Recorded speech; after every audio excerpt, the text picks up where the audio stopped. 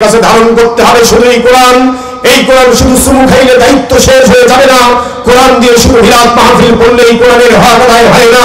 রমাদান কারিমে কোরআন দিয়ে শুধু খতমে তারাবি পড়লে এই কোরআনের হক আদায় হয় না।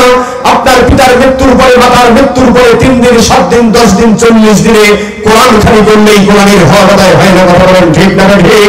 কারণ কোরআন কারিমের এই বিধান প্রতিষ্ঠার জন্য আমাদের প্রিয় নবী, বিশ্বনবী, মানবতার বন্ধু মুহাম্মদ রাসূলুল্লাহ সাল্লাল্লাহু আলাইহি ওয়াসাল্লাম শিয়াবে আবু তালিবে 3 বছরের কারারুদ্ধ থেকে মানবতার জীবন যাপন করেছেন। মুসলমান কথা বলতে হবে ঠিক না ঠিক? এই কোরআনের বিধান প্রতিষ্ঠার জন্য প্রিয় নবী তায়েফের পাথরের আঘাতে জর্জরিত হয়েছেন। এই কোরআনের বিধান প্রতিষ্ঠার জন্য আসহাবে কেরাম আকাতারে জীবন দিয়েছেন। এই কোরআনের বিধান প্রতিষ্ঠার জন্য আইম্মায়ে কেরাম জীবন দিয়েছেন। এই কোরআনের বিধান প্রতিষ্ঠার জন্য আমাদের ইমামদের ইমাম আযম আবু হানিফা রাহিমাহুল্লাহ জেলখানায় ঢুকে শহীদ হয়েছেন। কথা বলতে হবে ঠিক না ঠিক? শুধু তাই নয়, সাতক্ষীরার ভোলার তৌহিদি জনতা এই কোরআনের বিধান প্রতিষ্ঠার জন্য সৈয়দ কুতুব শহীদ হয়েছেন। এই কোরআনের বিধান প্রতিষ্ঠার জন্য শহীদ হাসানুল বান্না জীবন দিয়েছেন। এই কোরআনের বিধান প্রতিষ্ঠার জন্য শহীদ মাওলানা মতিউর রহমান নিজামী, শহীদ আলী আহসান মোহাম্মদ মুজাহিদ, শহীদ আব্দুল কাদের মোল্লা সহ বিশ্বব্যাপী ইসলামী আন্দোলনের নেতারা একের পর এক হাসি মুখে ফাঁসির মঞ্চে বরণ করেছেন। কথা বলতে হবে ঠিক না ঠিক? শুধু তাই নয়, সাতক্ষীরার বিপ্লবী জনতা এই কোরআনের বিধান প্রতিষ্ঠার জন্যই, এই কোরআনের বিধান প্রতিষ্ঠার জন্যই কোরআনের পাখি যিনি 50টি বছর গোটা বিশ্বময় কোরআনের দাওয়াত দিয়েছেন, যার হাতে হাত রেখে অসংখ্য মুসলিম কালেমা পড়ে ইসলাম কবুল করে মুসলমান হয়েছেন, সেই কোরআনের পাখি আল্লামা দেওয়ার হুসাইন সাইদি কোরআনের বিধান প্রতিষ্ঠার আন্দোলনে নেতৃত্ব দেওয়ার অপরাধে বছরের পর বছর অন্ধকারে কারাপ্রকোষ্ঠে মানবতার জীবন যাপন করে কোরআনের পাখি আল্লামা সাইদি কোরআনের জন্য শহীদ হয়ে দুনিয়া ছেড়ে চলে গেছে। কথা বলতে হবে ঠিক না ঠিক? কোরআনের পাখি আল্লামা সাইদির লিখে দেওয়া সেই আদর্শ, কোরআনের পাখি আল্লামা সাইদির লিখে দেওয়া সেই আন্দোলন, কোরআনের পাখি আল্লামা সাইদির লিখে দেওয়া সেই মিশনকে বাস্তবায়ন করার জন্য যদি আবার ময়দানে ডাক আসে, যদি আবার ময়দানে ডাক আসে, জীবনের ঝুঁকি নিয়ে জন্মের কোরবানি করে যে কোনো পরিস্থিতির মোকাবেলা করে নারী তাকবীরের স্লোগানে সাতক্ষীরার ভোলার আকাশ বাতাস প্রকম্পিত করে শহীদ আবু হানিফের উত্তরসূরিদেরকে প্রয়োজনে মাথায় কাপড়ের কাপড় বেঁধে রাজপথে ঝাঁপিয়ে পড়তে হবে। কারা কারা রাজিয়েছেন তো হাত?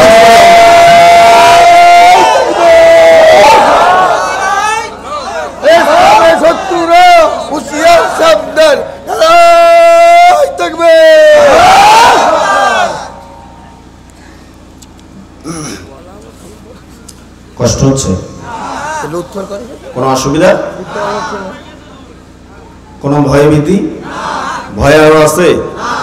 ভয় আছে না ইন্ডিয়া পলিস? হ্যাঁ, যারা আমাদের ভয় দেখাইতো ওনারাই এখন ভয়ে গর্তে লুকাইছে। কথা বলেন ঠিক না ভাই? ঠিক ঠিক।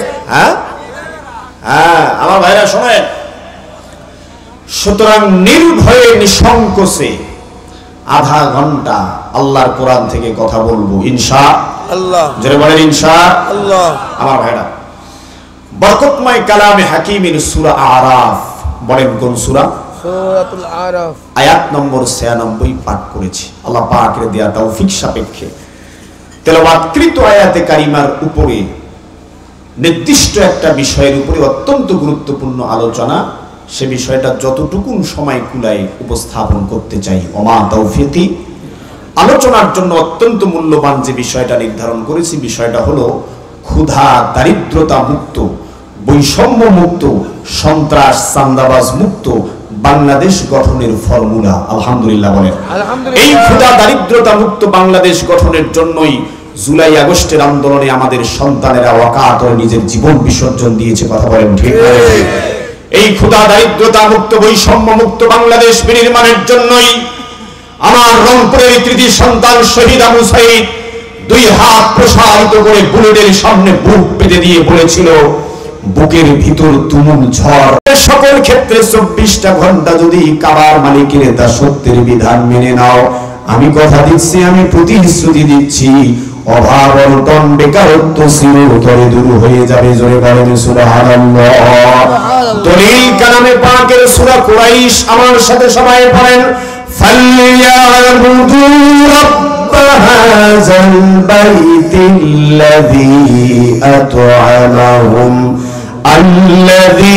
আত'আমাহুম মিন জু'ইন ওয়া আমানাহুম মিন খাউফ। আল্লাহু আকবার। আল্লাহু আকবার। কোন সূরা? সূরা কুরাইশ। জোরে বলেন। সূরা কুরাইশ। সূরা কুরাইশ। মাশাআল্লাহ। আমি অনেক জায়গায় সূরার নাম জিজ্ঞেস করছি, এই সূরাটার নাম অনেক এলাকার লোক বলতেই পারে না।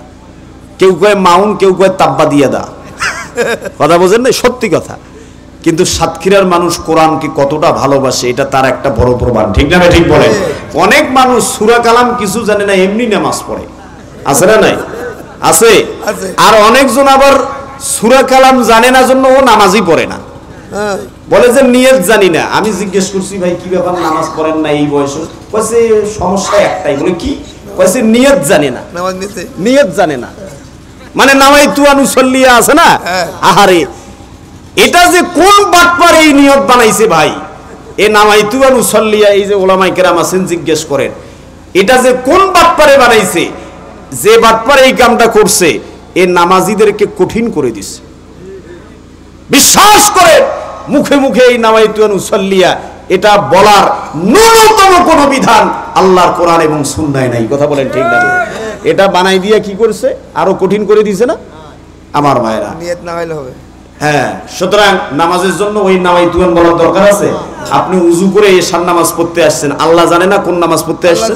জানে কিনা? ব্যাস নিয়ত হইছে কিনা আমার ভাইরা? রব্বুল আলামিন বলেন ফালিয়াবুদু রাব্ব হাযাল বাইত। ওই যে কাবা ঘর দেখছো, ওই কাবার মালিকের দাসত্বের বিধানকে জীবনের সকল ক্ষেত্রে মেনে নিতে হবে। আমরা আল্লাহকে বললাম, আমরা মেনে নিলাম, কি লাভ হবে? রব্বুল আলামিন বলেন আল্লাযী আত'আমাহুম মিন জু'। আমি তোমাদেরকে কথা দিচ্ছি, আমি তোমাদেরকে প্রতিশ্রুতি দিচ্ছি, জীবনের সকল ক্ষেত্রে কাবার মালিকের দাসত্বের বিধানকে যদি মেনে নাও, আমি তোমাদেরকে কথা দিচ্ছি, প্রতিশ্রুতি দিচ্ছি, ক্ষুধা, দারিদ্রতা, অভাব, অনটন, বেকারত্ব চিরতরে দূর হয়ে যাবে। জোরে বলেন সুবহানাল্লাহ। আচ্ছা, বেকারত্ব, অভাব, অনটন চিরতরে দূর হয়ে যাবে এই বিশ্বাস আপনাদের আছে? গ্যারান্টি কে দিবেন? আল্লাহ। গ্যারান্টি কে দিবেন? আল্লাহ।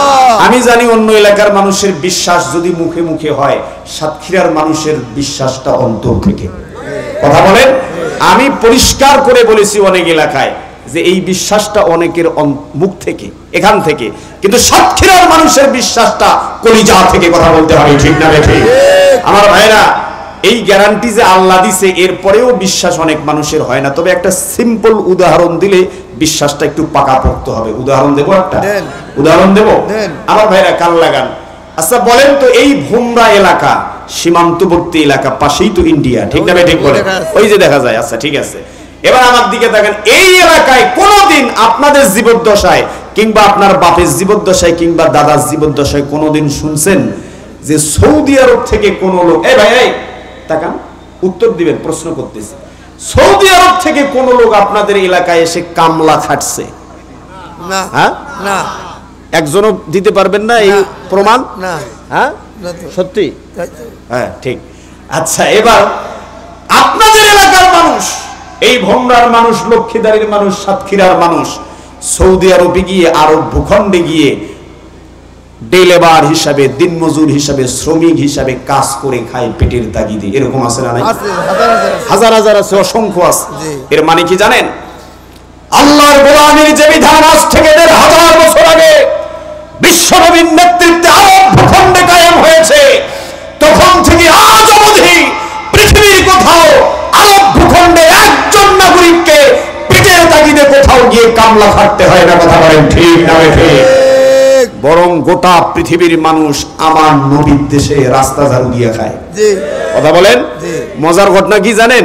আমাদের এই যে পাশের আপনাদের যে প্রতিবেশী রাষ্ট্র আছে, বিরাট বড় রাষ্ট্র, ঠিক না ঠিক? আয়তন বড় কিন্তু আত্মাটা ছোট। কথা বলে, আয়তন বড় বড়, আত্মাটা ছোট ছোট। মজার ঘটনা কি জানেন? আপনাদের দেশ থেকে কয়জন লোক যায় ওখানে? হাজী সাহেব যারা আছে জিজ্ঞেস করেন, আমার নবীর দেশে সবচেয়ে বেশি রাস্তা ঝাড়ু দেয়, প্রসাবখানা পায়খানা পরিষ্কার করে আপনাদের এই বাড়ির পাশের দেশের মানুষ। জানেন? ওখানে ইসলামের গোড়াপত্তন হয়েছে, যেখানে ইসলামের নলিরানির ভাব ঘটেছে, সেই দেশে রাস্তা ঝাড়ু দিয়ে খায়, কোনো আপত্তি নাই। আর আমাদের দেশে ইসলাম দেখলে ওরা চমকি উঠে।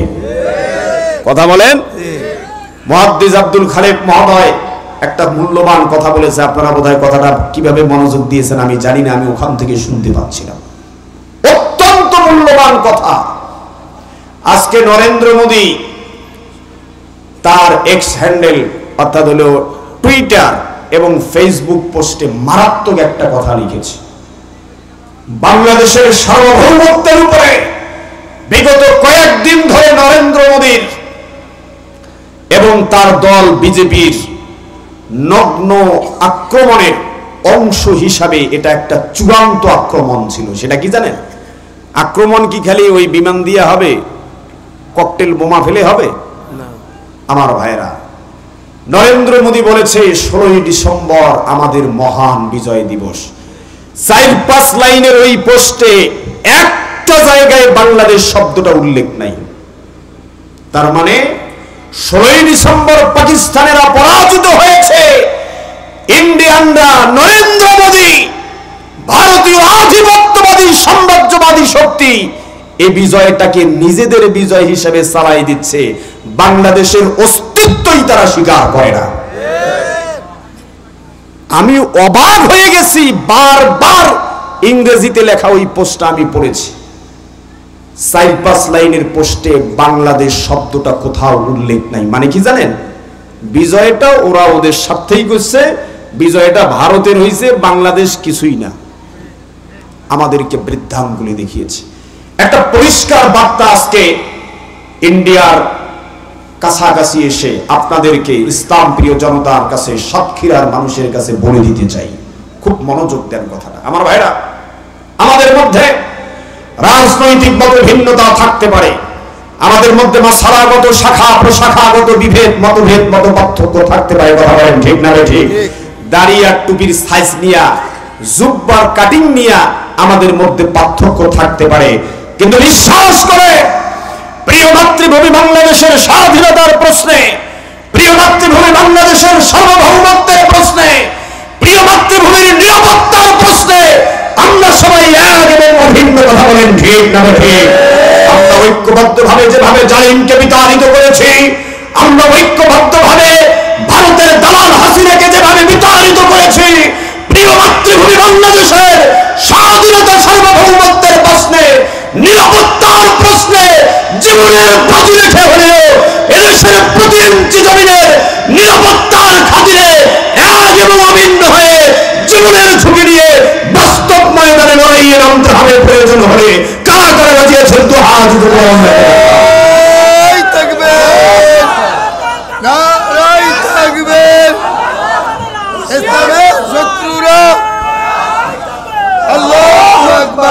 ভাইরা শোনেন, তরুণ যারা শোনেন, ছাত্র যারা শোনেন, সচেতন কোরআন প্রেমিক জনতা শোনেন।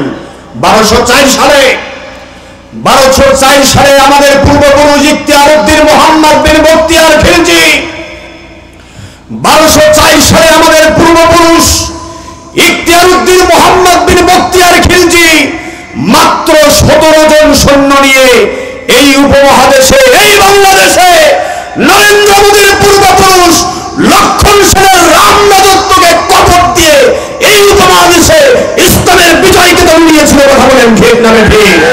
আমরা নরেন্দ্র মোদী, ভারতের আধিপত্যবাদী সাম্রাজ্যবাদী শক্তি, উগ্র হিন্দুত্ববাদী শক্তিকে জানিয়ে দিতে চাই, আমরা আমাদের পূর্বপুরুষ বখতিয়ার খিলজির রুহানি সন্তান, বখতিয়ার খিলজির রুহানি সন্তানরা একজন বেঁচে থাকতে, একজন কোরআন প্রেমিক জনতা বেঁচে থাকতে লক্ষণ সেনের কোন উত্তরসূরিকে বাংলাদেশ বিরোধী কোন ষড়যন্ত্র বাস্তবায়ন হতে দেব না, হতে দেব না, হতে দেব না। কথা বলেন ঠিক?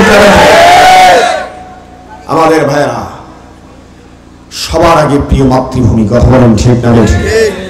এখন আমাদের স্লোগান একটাই, হয় মাতৃভূমি না হয় শাহাদাত।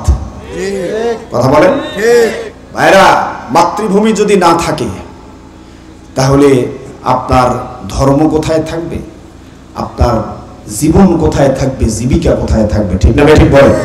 সবার আগে দেশ।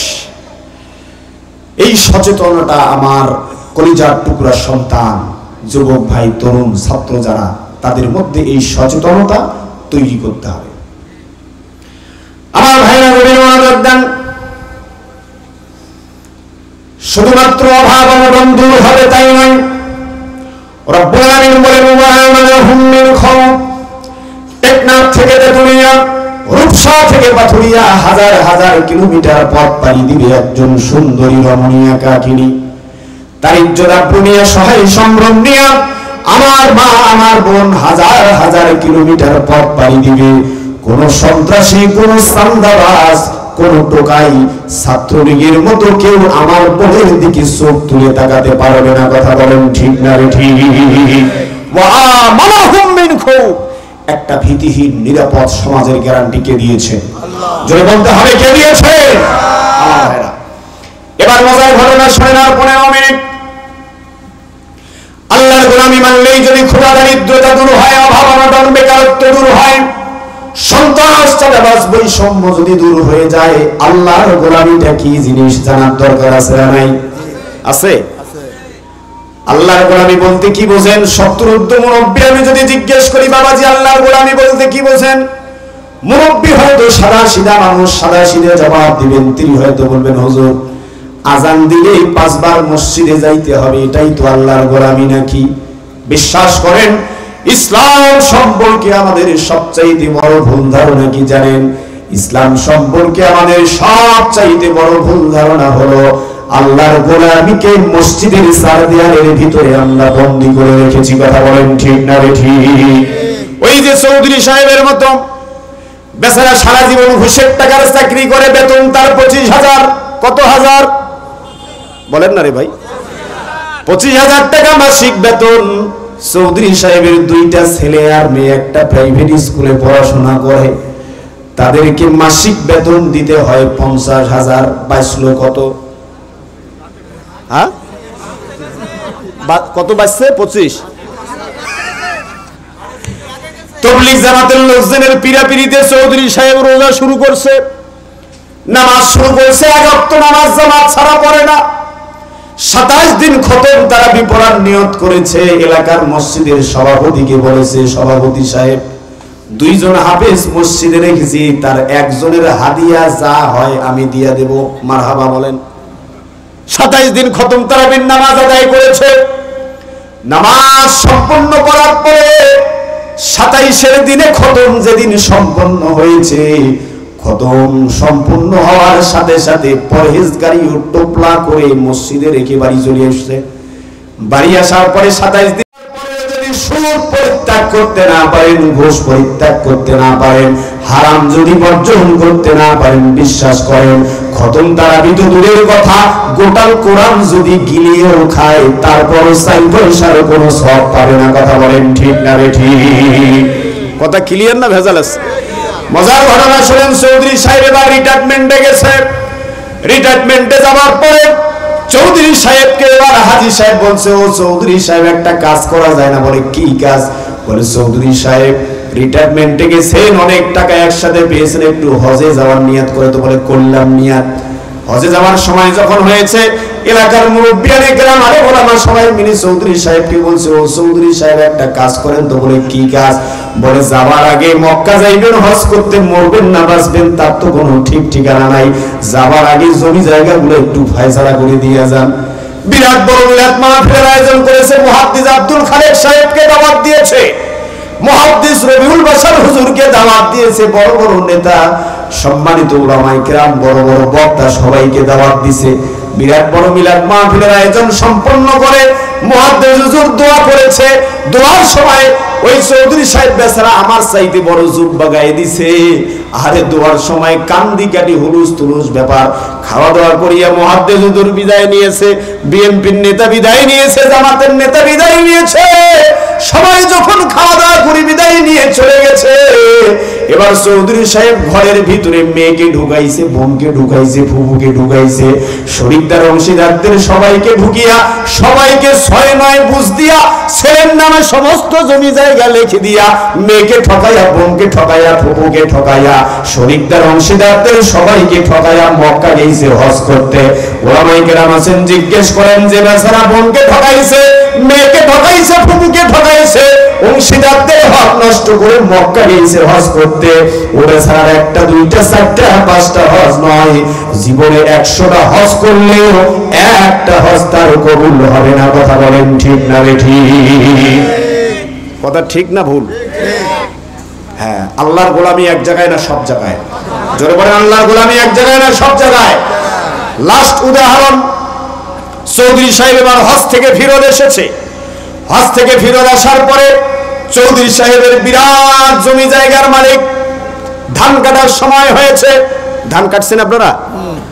ধান কাটার সময় যখন হয়েছে 10 জন কামলা চৌধুরী সাহেবের ধান কেটেছে। বিকালবেলা কাজ শেষ করার পরে হয় কলিজার টুকরার সন্তানেরা, কামলার সন্তানেরা, বাবা যখন বাড়ি থেকে সকালবেলা চৌধুরীর বাড়িতে কাজের জন্য বের হয়েছে, কলিজার টুকরা কামলার সন্তান বলেছে, ও বাবা, বহুদিন ব্রয়লার মুরগি খাই না, আসার সময় বাজার থেকে ব্রয়লার মুরগি নিয়ে আসবা। আরেকজনের সন্তান বলেছে, বাবা, আসার সময় পাঙ্গাস মাছ কিনে নিয়ে আসবা, গরিব মানুষের ছোট আশা। কলিজার টুকরা সন্তানদের জন্য বুক ভরা আশা নিয়ে চৌধুরীর বাড়িতে কাজের সময় ব্যাগ নিয়ে বাড়ি থেকে নিয়ে এসেছে। বিকালবেলা কাজ সম্পূর্ণ করার পরে 10 জন কামলা চৌধুরী সাহেব নতুন হাজি তার বাড়িতে যেয়া বলে, হাজি সাহেব টাকা দেন, খরচ করতে হবে। বলে, খুচরা নাই, সন্ধ্যার সময় বাজারে এসো। লক্ষ্মীদারি বাজারে কিংবা ভোমরা স্থলবন্দর বাজারে কেন্দ্রীয় মসজিদের সামনে 10 জন কামলা ব্যাগ নিয়ে দাঁড়া হয়ে আছে। মাগরিবের আযান যখন হচ্ছে, হাজি সাহেব নতুন তসবি মক্কা থেকে নিয়ে আসছে, তসবি টিপতে টিপতে মসজিদে চলে গেল। 10 জন কামলা দেখেও কিছু বলার সাহস পাইল না, কারণ চিন্তা করলো আযান যখন হয়েছে নামাজ পড়ে বের হোক, তারপর ধরবো। নামাজ সম্পন্ন হয়ে গেল। মেম্বার, চেয়ারম্যান, চৌকিদার, দফাদার সবাই বেরাইলো, বিএনপির নেতা, জামাতের নেতা সবাই বেরাইলো, স্থানীয় প্রভাবশালী সবাই বের হইল, সাধারণ মুসল্লিরা বের হইল, ইমাম বের হইল, মুয়াজ্জিন বের হইল, খাদেম বের হইল, হাজি আর বেরায় না। 10 জন কামলা চিন্তা করলো, কি রে, হাজি কেন বেরায় না, ঘটনাটা কি দেখতো। জানলা ফাঁক করিয়া দেখে হাজি বেচারা এখনো সেজদায় পড়িয়াছে। মারহাবা। লম্বা সময় ধরে সেজদা করলো, তসবিহ টিপলো, তেলাওয়াত করলো, জিকির আজকার সমস্ত ইবাদত বন্দেগী ঠেকে দিয়া হাজি সাহেব যখন ভোমরা স্থলবন্দর কেন্দ্রীয় মসজিদ থেকে বের হচ্ছে, তখন 10 জন কামলা ঘিরে ধরেছে, বলেছে, হাজি সাহেব টাকা দেন, খরচ করব। হাজি এবার মহা গরম করে, এই আহাম্মক, আমি তো লোকটা কেবল বের হইলাম মসজিদ থেকে, টাকাটা খুচরা করার সময় দিবা না? মহা গরম। বলছে, ঠিক আছে, আচ্ছা ঠিক আছে, খুচরা করে তারপর দেন। খুচরা করার জন্য এবার হোটেলে ঢুকলো, চা খাবে, খেয়ে টাকাটা খুচরা করি, ওনাদের টাকা ভাগ করে দিবে। টাকা খুচরা করার জন্য হোটেলে যখন ঢুকছে চায়ের স্টলে, ওখানে যাওয়ার পর দেখে, ওয়ে বাবা, মুহাদ্দিস আব্দুল খালেক হুজুর, অমুক হুজুর, তমুক হুজুর, বড় বড় নেতা ওখানে বসে আছে। এবার নতুন হাজি সবার সাথে গলাগলি কোলাকুলি করে একেবারে এক বৈঠকে 3 কাপ চা শেষ করলো, দুনিয়ার সব রাজনীতি ঠেকে দিল। দেওয়ার পরে বেচারা যখন চায়ের হোটেল থেকে বের হচ্ছে, ততক্ষণে ঈশান নামাজের সময় হয়েছে। কিসের সময়? এখন আবার মসজিদ যাওয়া লাগবে না? নতুন হাজি তো, সবার আগে ওনার যাওয়া লাগবে, ওটা তো ফরজ। সবার আগে মসজিদে গেল, প্রসাবখানা পায়খানা সব জিয়ারত করিয়া একেবারে পবিত্রতা অর্জন করিয়া নামাজ পড়লো। ফরজ, সুন্নত, বেতের, নফল, মুস্তাহাব, দুনিয়ার সব তেলাওয়াত, জিকির, আজকার, তাসবিহ টিপতে টিপতে তাসবিহর সালচামড়া তুলে ফেলেছে। রাত 9:30টার সময় কেন্দ্রীয় মসজিদের সামনে থেকে বেচারা যখন বের হয়, ততক্ষণে কামলার সন্তানেরা খেয়ে না খেয়ে ঘুমিয়ে পড়েছে। কথা বলেন ঠিক না ঠিক? ওই যে হাজি সাহেব কামলার টাকা পকেটে চিপে রাখিয়া, দিন মজুরের টাকা পকেটে চিপে রাখিয়া, দেড় টাকা পকেটে চিপে রাখিয়া তাসবিহ টিপতে টিপতে তাসবিহর সালচামড়া তুলে ফেলেছে। উনি মনে করেছে ওই তাসবিহ দ্বারা তাকে জান্নাতে নিয়ে যাবে। বিশ্বাস করেন, ওই তাসবিহ দ্বারা তার জাহান্নামে যাওয়ার কারণ হবে। কথা বলতে হবে ঠিক না ঠিক? আপনারা চিন্তা করতে পারেন হুজুর এত বড় কথা বললেন। হ্যাঁ, আমার নবী বলেছেন এই পোর্টে অনেক শ্রমিক কাজ করে, রিকশাওয়ালা, ভ্যানওয়ালা, দিনমজুর যারা আছেন, কান লাগান, শ্রমজীবী জনতা কান লাগান। আমার নবী বিশ্বনবী বলেছেন শ্রমিকের গায়ের ঘাম শুকানোর আগেই ওই আইল বলেন না, এটাকে কি বলেন? এটা হ্যাঁ, আইলের মাথায় মজুরি দিতে হবে। কে বলেছে? আমার নবী বলেছে। আইলের মাথায় মজুরি দেয়? হ্যাঁ, একজন বলতে পারবেন যে আমাকে একদিন আইলের মাথায় দিছে? কেউ বলতে পারবে? পরিষ্কার বক্তব্য শুনে রাখেন, মে দিবস আসে, মে দিবস চলে যায়। ভোমরা স্থল বন্দে কিংবা সাতক্ষীরা শহরে অস্থায়ী মঞ্চ সাজায়া মে দিবসের দিনে বিশাল বড় র্যালির আয়োজন করে শ্রমিক নেতা লম্বা লম্বা লেকচার দেয়, মনে হয় ওই দিনে শ্রমিকের অধিকার আদায় করি, তারপর ছাড়বে। বিশ্বাস করেন, মে দিবস এসেছে, মে দিবস চলে গেছে, শ্রমিকের অধিকার আদায় হয় নাই। কথা বলেন ঠিক না ঠিক? শ্রমিকের অধিকার আদায় হবে সেই দিন আল্লাহ এবং রাসূলের দেখানো পথে ইসলামী শ্রমনীতি বাস্তবায়ন হবে যেই দিন। কথা বলেন ঠিক না ঠিক?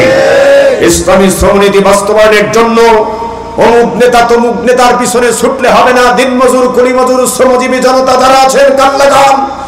কোন নেতার নামে স্লোগান দিয়েছেন? নেতা একজন, আমার নবী, তোমার নবী, বিশ্বনবী মুস্তাফা। কথা বলেন ঠিক না ঠিক? নেতা কয়জন?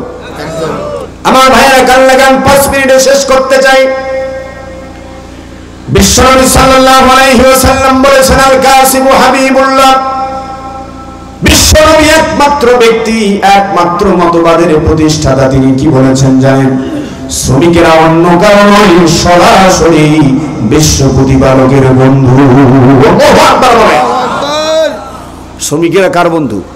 কথাটার বোঝার ওজন বোঝেন নাই। না, এখানে মুরব্বী যদি বলে যে আমি ডক্টর ইউনূসের সাথে প্রাইমারিতে পড়াশোনা করছি, আর এই কথা যদি সত্য হয়, তার মর্যাদা কম না বেশি? আরে ভাই, আল্লাহর নবী বলছেন শ্রমিকেরা সরাসরি আল্লাহর বন্ধু। কার বন্ধু? কার বন্ধু? শুধুমাত্র আল্লাহর বন্ধু বলে শেষ করেন নাই। আমার নবী একদিন তরকারির বাজারে গেলেন। তরকারির বাজারে যাওয়ার পরে পিছন দিক থেকে চোখ চেপে ধরেছেন তরকারি বিক্রেতার। তরকারি বিক্রেতাকে বলছে, বন্ধু বলো তো আমি কে? আরে আমার নবী, বিশ্ব নবী, চোখ কে কার চেপে ধরতে পারে, এই মজাটা কে কার সাথে করতে পারে? সম্পর্ক অত্যন্ত গভীর হলে এরকম মজা করা সম্ভব। কথা বলেন ঠিক না ঠিক? পিছন দিক থেকে তরকারি বিক্রেতার যখন নবী চোখ চেপে ধরেছেন, তরকারি বিক্রেতা বলে, বন্ধু বিশ্বাস করো আমি তোমাকে চিনতে পারি নাই, দয়া করে পরিচয় দাও। বিশ্বনবী বলে, বন্ধু আমি তোমার বন্ধু, আমি তোমার দোস্ত মুহাম্মদ। আল্লাহু আকবার। লোকটা চোখ খোলার পরে সাথে সাথে সত্যি সত্যি যখন দেখেছে বিশ্বনবী মুস্তাফা সেখানে দাঁড়িয়ে আছেন, লোকটা পাগল পারা হয়ে গেছে। মদিনার অলিতে গলিতে, বাড়িতে বাড়িতে, মানুষের দরজায় দরজায় গিয়ে বলে, তুমি শুনছো নাকি আমার নবী আমাকে বন্ধু বলেছে? লোকটা পাগল হয়ে গেছে, তোমরা শুনছো আমার নবী আমাকে বন্ধু বলেছে। আল্লাহু আকবার বলেন। এই নবী থাকতে ভোটের আগের রাতে বাঁশঝাড়ে ভোটের পাইকারের কাছে 500 টাকার বিনিময়ে কোন নেতার কাছে আপনার ভোট বিক্রি করেছেন? যেই নেতা ভোট পাওয়ার পরে ব্রিজ, কালভার্ট, মসজিদ, মন্দির, গির্জা, স্কুল, কলেজ, কবরস্থান কিচ্ছু বোঝে নাই, যা পেয়েছে গোগ্রাসে গিলে পেয়েছে, ওই নেতা, ওই ভোটচোর নেতা, ওই দুর্নীতিপরায়ণ নেতা কিয়ামতের দিন ওই নেতাকে উপর করে শোয়াই দিয়া, নেতার উপরে পাড়া দিয়া নেতাও জাহান্নামে যাবে, আর ভোট বিক্রি করা বোকা জনগণ জাহান্নামে যাবে। কথা বলেন ঠিক না ঠিক? নেতা একজন, তিনি আমার নবী। কথা বলেন ঠিক না ঠিক? আর ভোটের পাইকারের কাছে আমরা সবাই ধরা পড়ি। ভোটের পাইকার আপনাদের এলাকায় নাই, আমাদের এলাকায় ভোটের পাইকার আছে আছে। আছে আছে, ভোটের পাইকার চেনেন? কেন আছে? হ্যাঁ, চেনেন না বোধহয়। এইরকম মোটা সোটা লোক, মুহাদ্দিস আব্দুল খালেক সাহেব আসছেন লক্ষ্মীদারিতে, ওনাকে নিয়ে গেছে জামাতের এক নেতা, বলছে হুজুর চলেন ওইখানে এক প্রভাবশালী লোক আছে, তার বাড়িতে যাই। প্রভাবশালী লোকের বাড়িতে যাওয়ার পরে এ করতো আওয়ামী লীগ, এখন হুজুরকে দেখে এর নয়া জামাতি সাজি গেছে। বুঝেন নাই? দুনিয়ার পরিচয় করে আমি অমুক সালে শিবির করছি, তমুক সালে এটা করছি, ওটা করছি বলার পরে চা নাস্তা খাবার পরে মুহাদ্দিস হুজুরকে ডাকাই নিয়ে আসছে। বলছে হুজুর এদিকে আসেন, হুজুর এদিকে আসেন। বলছে ওই যে পাড়াটা দেখছেন ওটা পশ্চিম পাড়া। কি পাড়া বলেন? বলে পশ্চিম পাড়া। বলছে এটা গোটাল আমার মামা পাড়া। কি পাড়া? মামা পাড়া। বলছে 1000 ভোট আছে ওখানে। কয় হাজার? 1000। 1000 ভোট আছে। কয়েছে সবগুলো লোক আমার কথায় ভোট দেয়। মানে কি জানেন? 1000 লোকের মাথা বিক্রি করা শেষ। এ হলো ভোটের পাইকার। কিসের পাইকার? খবরদার ভোটের পাইকারের কাছে ধরা দেবেন না। সাধারণ শ্রমজীবী জনতার কাছে গিয়ে ইসলামের অ্যাপ্রোচ তুলে ধরুন, ইসলামের সৌন্দর্য তুলে ধরুন। কথা বলেন ঠিক না ঠিক? আমার ভাইরা 2 মিনিটে যে কথাটা বলে শেষ করতে চাই, গভীর মনোযোগ। বিশ্বনবী সাল্লাল্লাহু আলাইহি ওয়াসাল্লাম কামারের পাশ দিয়ে হেঁটে যাচ্ছিলেন। কামারের পাশ দিয়ে হেঁটে গিয়ে বিশ্বনবী সাল্লাল্লাহু আলাইহি ওয়াসাল্লাম কামার বন্ধুকে সালাম দিলেন। আরে আমরা তো কেউ আগে মানুষকে সালাম দিতে চাই না। যে যত বড় হুজুর সে তত সালাম খোঁজে। আমার মতো হুজুর, আমার মতো বক্তা, রিকশাওয়ালা, ভ্যানওয়ালাকে আমি সালাম দেব নাকি? ওই বাবা, আমি রিকশাওয়ালাকে সালাম দেব, হইছে কাম। এরকম একটা ভাব আছে না আমাদের মধ্যে। আমার নবী বিশ্ব নবী দিন মজুর, কুলি মজুর, ওই কামার বন্ধু শুধুমাত্র সালাম দিয়ে নবী শ্বাস করেন নাই, হাতটা বাড়িয়ে দিয়েছেন মুসাফা করার জন্য। আরে কামার বন্ধুর হাতে কালি, পুরো শরীরে ধুলা ময়লা আবর্জনায় যুক্ত। বিশ্ব নবী যখন হাতটা বাড়িয়ে দিয়েছেন, কামার বন্ধুর মুখটা লজ্জায় লাল হয়ে গেছে, বড় বিড়ম্বনায় পড়ে গেছে কামার।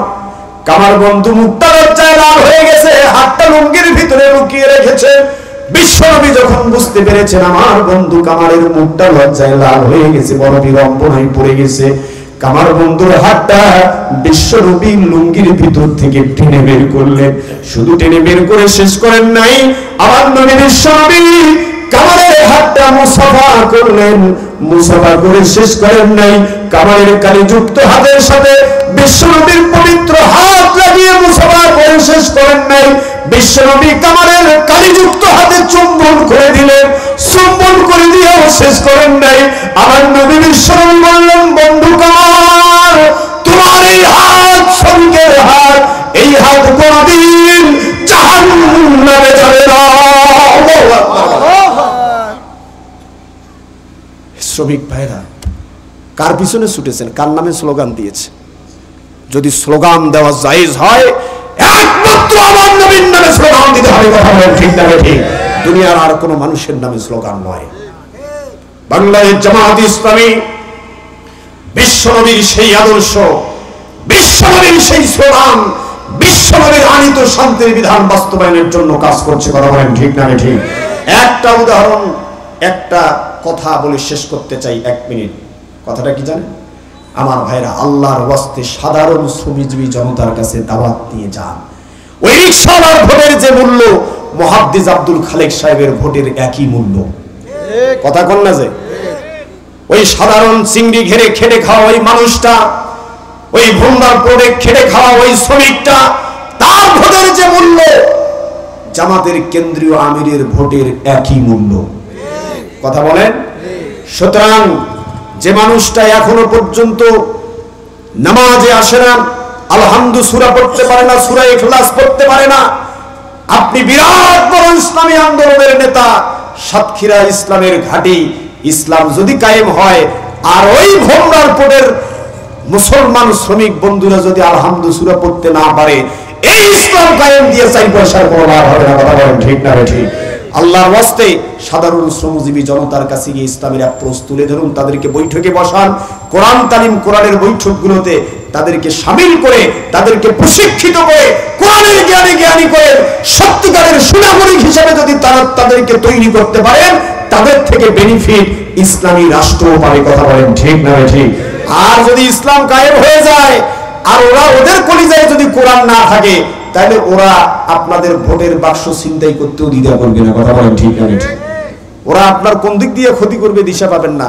আমাদের এলাকার একজন অত্যন্ত সুনামধন্য চেয়ারম্যান, এক্ষুনি দেওয়া হবে বসে, চেয়ারম্যান 5 বছর চেয়ারম্যানই করার পরে আমাকে বলছে যে ভাই, একসাথে জেলখানায় ছিলাম বহুদিন। উনি আমাকে বলেছে যে আমার একটাই আফসোস, একজন মেম্বার আমার পক্ষে নাই। কথা বোঝেন নাই? কইছে আমি যে সিদ্ধান্ত নেই সব কয়টা এক হয়ে আমাকে ভেটো দেয়। বোঝেন নাই? তা আপনি এমপি হয়ে কি করবেন? আপনি শ্রমিকের পাওয়ার সম্পর্কে জানেন? জানেন না তো। এদেশের অর্ধেকের বেশি জনগোষ্ঠী শ্রমিক। এ বিশাল জনগোষ্ঠীকে বাদ দিয়া বাংলাদেশের সত্যিকারের ইসলামের বিপ্লব কখনোই সম্ভব না। ঠিক না? প্রত্যেকটা আন্দোলনে শ্রমিকের বিরাট গুরুত্ব আছে। আজকে আমার আলোচনার মূল বিষয় হচ্ছে শ্রমিকের অধিকার। আমার ভাইরা, এই শ্রমিকের অধিকারের ব্যাপারে রাসূল জীবনের শেষ কথা বলেছেন, আসসালাত আসসালাত ওয়া মা মালাকাত আইমানুকুম, নামাজ পড়ো না আর শ্রমিকের অধিকার নষ্ট করো না। আল্লাহু আকবার বলেন। জীবনের শেষ কথা, ওয়া মা মালাকাত আইমানুকুম, শ্রমিকের অধিকার নষ্ট করা যাবে না। আমার ভাইরা, আমি আপনাদের প্রত্যেকের প্রতি উদাত্ত আহ্বান জানাচ্ছি, কলিজা থেকে আপনাদের জন্য দোয়া করছি। বিশ্বাস করেন, আমাকে যারা চেনে সাতক্ষীরার বক্তারা, আমি ওই অঞ্চল থেকে সবচেয়ে বেশি আমি সাতক্ষীরায় আসি, বারবার আসি আপনাদের ভাইদের আমন্ত্রণে। একটা কথা বলি, আমি বিশ্বাস করেন, আমি নীলফামারীর পরে আমার নিজের জন্মভূমির পরে সবচেয়ে বেশি ভালোবাসি সাতক্ষীরাকে। আলহামদুলিল্লাহ বলেন। কোরআনের জন্য, শহীদের রক্তের জন্য। আমার এলাকায় একজন ভাই আমাকে একবার কি বলেছিল জানেন? বলেছে, আরিবাল মামুন ভাই সাতক্ষীরায় যাবেন, একটা ব্যাগ দেব, ব্যাগটা সাথে করে নিয়ে যাবেন। বলে কেন? বলছে যখন সাতক্ষীরা যাবেন, আসার সময় সাতক্ষীরার কিছু মাটি ওই ব্যাগের মধ্যে নিয়ে আসবেন, আমি আমার এলাকায় ছিটিয়ে দেব। আল্লাহু আকবার,